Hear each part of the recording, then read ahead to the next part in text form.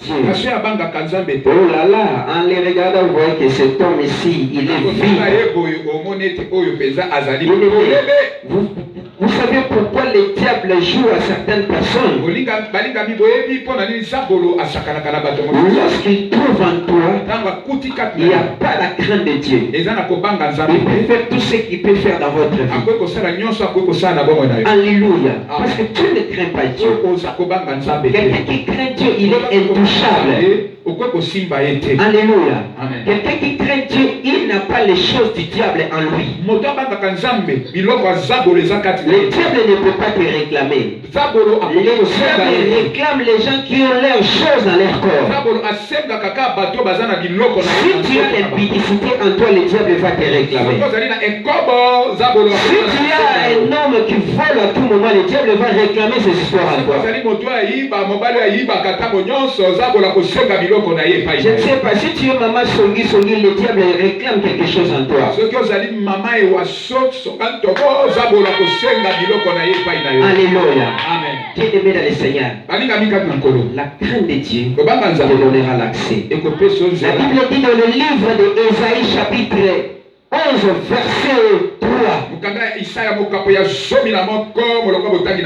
Et n'oubliez pas, nous sommes en train de parler sur les piliers pour réussir l'année.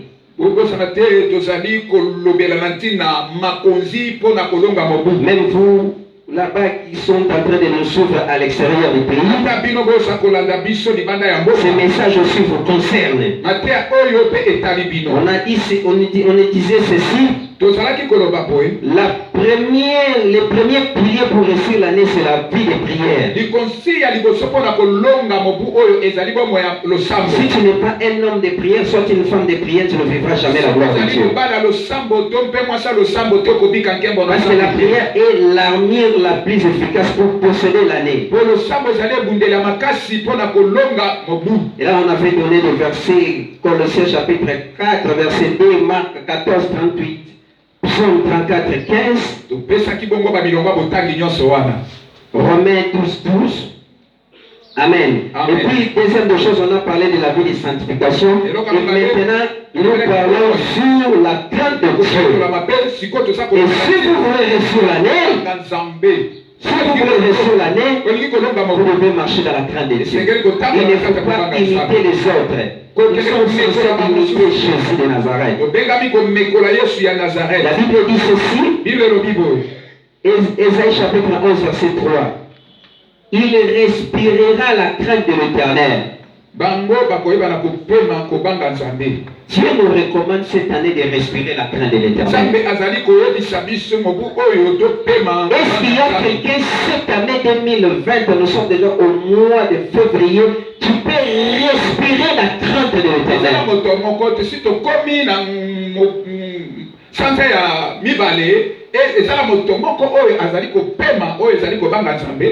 Est-ce qu'il y a quelqu'un qui peut respirer la crainte de l'Éternel? La crainte de Dieu. Bien-aimé, si vous respirez ça dans votre marche, vous n'allez pas échouer. Il y a des gens dans la Bible tels que de Joseph ont marché dans la crainte de Dieu jusqu'à ce que la gloire de Dieu était dans leur marche.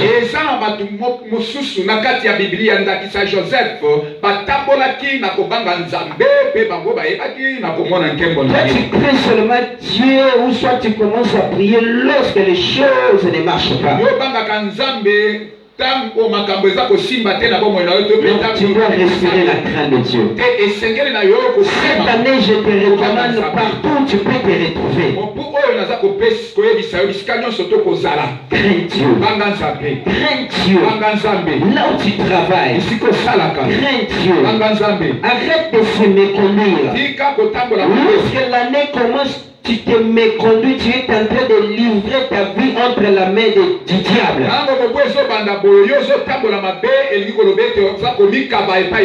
Pourquoi tu cherches à se livrer au diable gratuitement?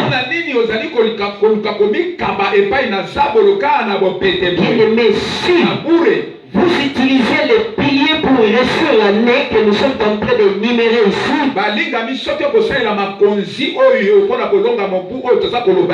vous serez enviés par les autres. Est-ce qu'il y a quelqu'un qui peut acclamer pour la gloire de notre Seigneur Jésus-Christ? Vous serez enviés par les autres. C'est parce que tu crains Dieu. Vous savez, quelqu'un qui craint Dieu, il fait sortir la chaleur du Saint-Esprit en marchant, en parlant, en chantant, en mangeant, en dormant.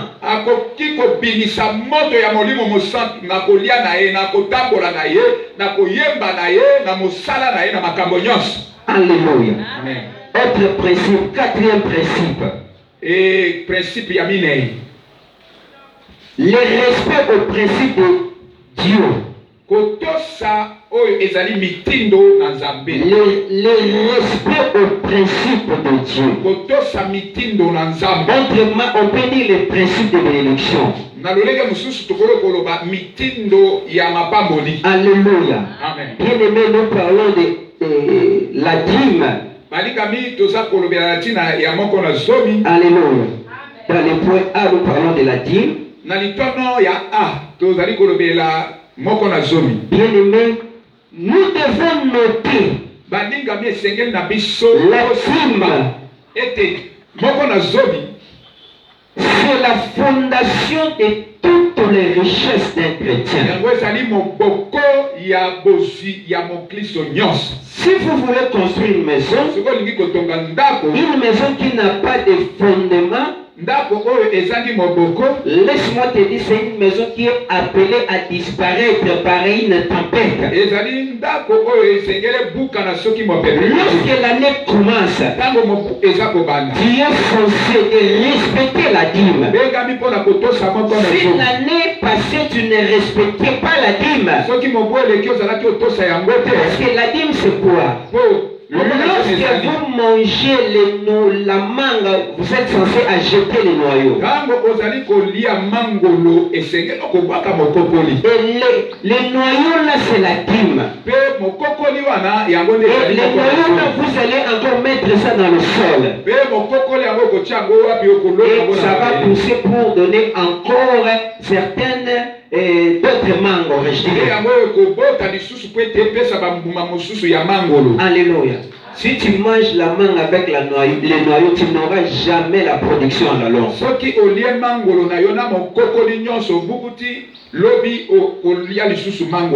Alléluia. Bien aimé, il y a des gens qui n'arrivent pas à respecter leur dîme. Les anglophones ont évolué. C'est parce qu'ils comprennent aussi la manière de donner leur dîme. Vous allez voir même aux États-Unis quelqu'un qui ne prie pas mais il respecte la dîme. Parce qu'il sait bien que la dîme c'est l'obligatoire. Et il y a certains des messages qu'on prêche par-ci par-là en l'internet ainsi de suite que vous ne pouvez pas payer la dîme. Lorsque quelqu'un ou soit un homme de Dieu se lève pour dire aux gens de ne pas payer la dîme, c'est-à-dire il n'a pas besoin que ces gens-là bénéficient de la faveur de Dieu.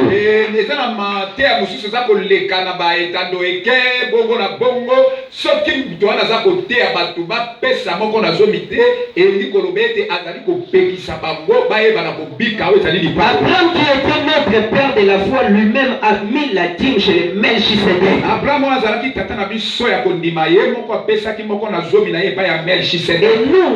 Et nous sommes censés aussi de donner notre dîme. La dîme est obligatoire pour un chrétien. Bien aimé dans le Seigneur, n'oubliez pas, nous sommes en train de parler sur le pilier pour réussir l'année. Parmi les piliers qui permettra que tu puisses réussir l'année, il y a aussi ces aspects très importants. Très important, aurais-je dit, le principe de Dieu soit des principes de bénédiction.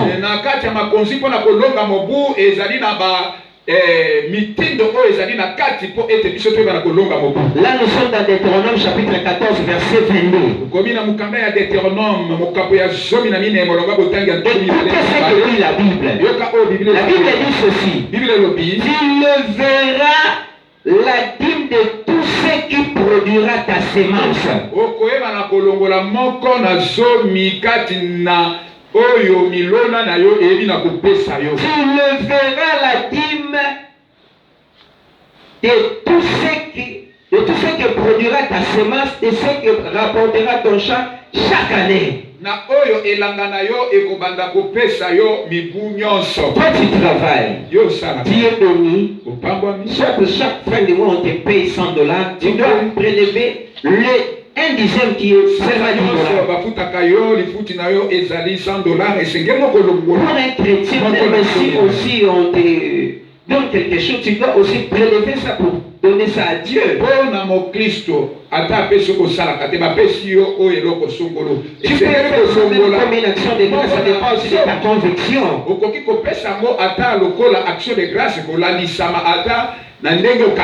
Alléluia. Amen. Bien-aimé dans le Seigneur, lorsque l'année commence, si vous respectez toutes ces choses ici, vous allez vivre à la gloire de Dieu.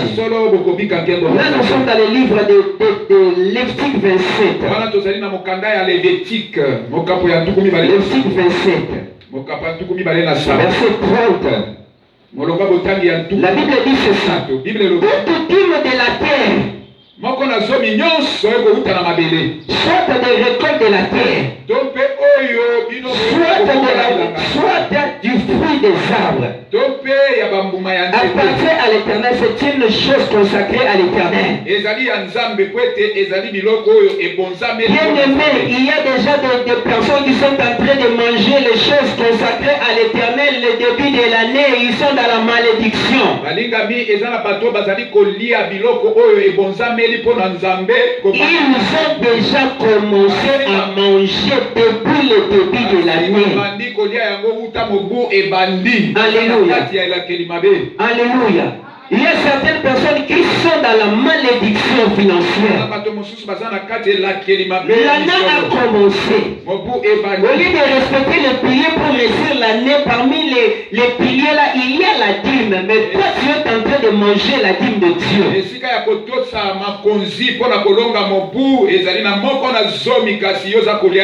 Alléluia. L'argent passe. Tu dis, les $100, tu amènes ça au prophète parce que j'ai les $1000. Oh non, je ne peux pas faire ça. Tu manges la chose qui est sacrée, consacrée même. Tu n'es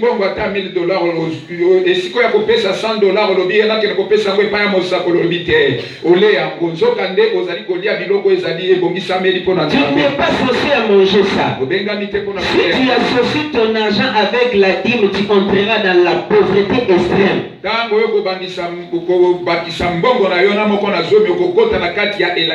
pour cela que tu es en train de faire que le cercle vicieux. Tu es censé de respecter les principes de Dieu.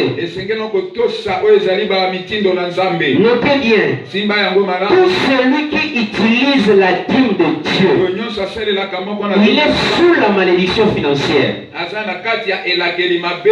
Il peut toucher de l'argent, mais il ne pourra rien faire avec ce qu'il est en train de gagner. Parce qu'il touche les choses consacrées à Dieu. Tu peux dire, moi je ne vois pas Dieu, comment est-ce que je peux donner à Dieu? Non, on voit Dieu au travers les serviteurs que Dieu a placés ici. La Bible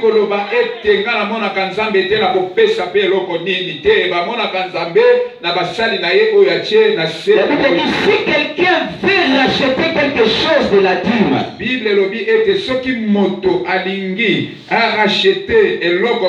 il ajoutera un cinquième.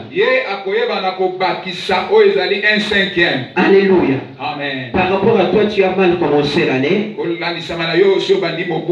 Si tu veux encore recommencer à payer la dîme, tu dois commencer d'abord avec les 1 cinquième pour la réparation.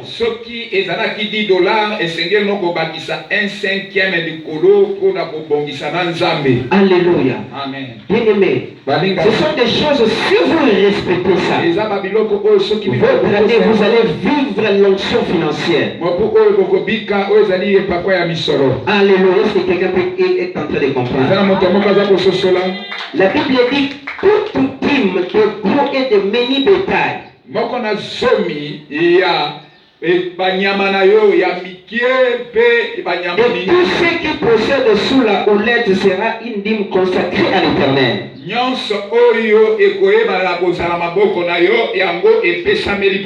Tout ce qui peut se passer dans tes mains cette année, laisse-moi te dire, tu dois garder la part de Dieu. Lorsque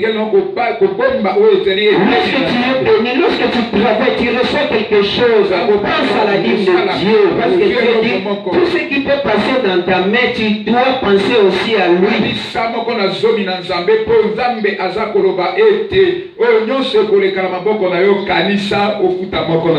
Alléluia. La Bible dit, on n'examinera point si l'animal est bon ou mauvais, et on fera point d'échange. Si l'on remplace un animal par un autre, ils seront l'un et l'autre chose sainte et ne pourront être rachetés. Alléluia. Que l'Éternel vous accorde la grâce. Alléluia. Toi, tu es en train d'écouter ce message pareil. Tu es déjà béni. Si tu mets ça en pratique, tu ne peux pas plaider à cause de l'argent cette année. Il y a certaines maisons, vous allez voir quelqu'un, ou soit qui travaille, ou soit qui fait le business, il a une caisse pour la dîme. Et vous allez voir les gens vont dire, ah, mais ce monsieur, il ne manque pas de l'argent. Lui, il conserve un principe. Il dit, moi, je veux manger avec Dieu. Moi, je mange avec Dieu. Lorsque tu respectes ce principe, tu es censé être béni. Toujours dans le respect au principe de Dieu, les prémices. Alléluia. Il y a aussi les prémices. Les prémices. Alléluia. Les prémices, c'est tout premier produit de ta production.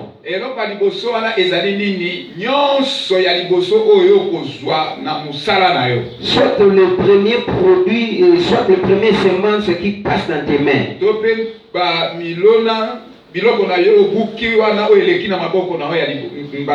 Alléluia.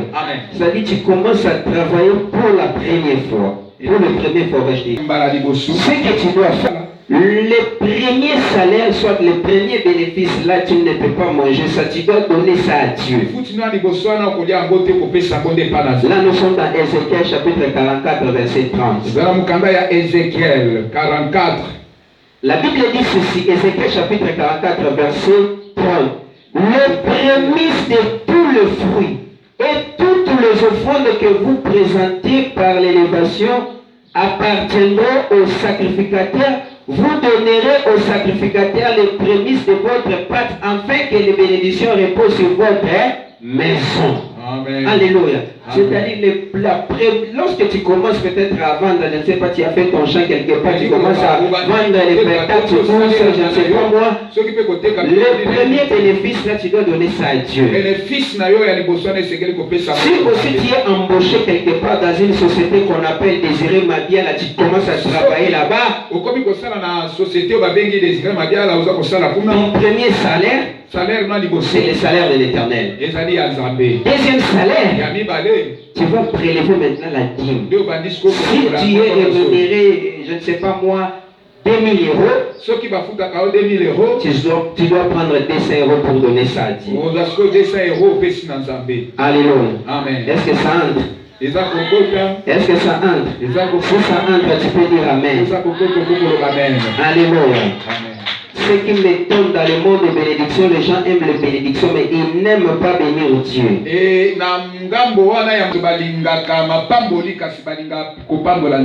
Proverbe chapitre 3, verset 9. Que dit la Bible?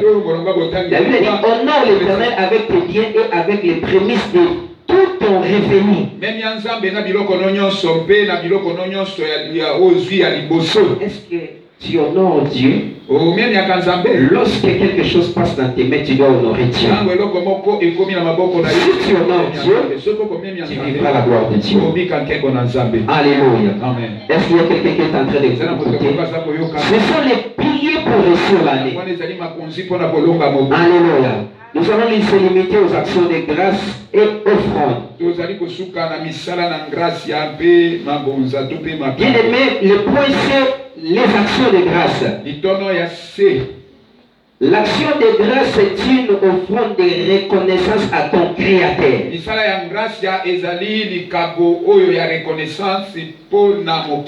Par rapport à ce qu'il a fait dans votre vie. Là, nous sommes dans Amos chapitre 4, verset 5. Amos chapitre 4. Faites vos sacrifices d'action de grâce avec du levain proclamé. Publiez vos offrandes volontairement, car c'est là ce que vous aimez. Enfant d'Israël, dit l'Éternel. Alléluia. C'est-à-dire, Dieu est en train de nous recommander de faire aussi les actions de grâce. Même pour nos enfants, même pour nos femmes, même pour nos activités. Dieu t'a épargné dans une maladie, soit la mort. Tu as fait marier tes enfants, tu peux donner l'action de grâce.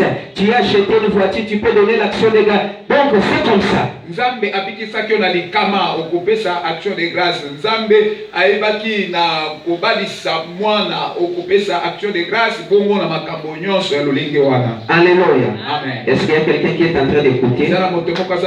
Les autres regardent le ciel. On se limite par ici. Alléluia. Amen. Les offrandes, point P, aurais-je dit, les offrandes.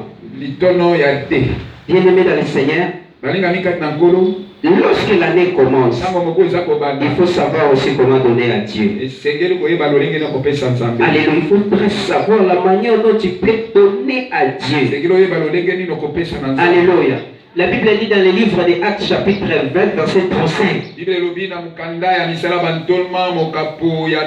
C'est cette main qui donne, c'est cette main-là qui est bénie. Alléluia. Vous allez voir quelqu'un, il peut avoir l'offrande, mais lui, il trie les offrandes. Il donne les offrandes par rapport au calcul de ses pensées.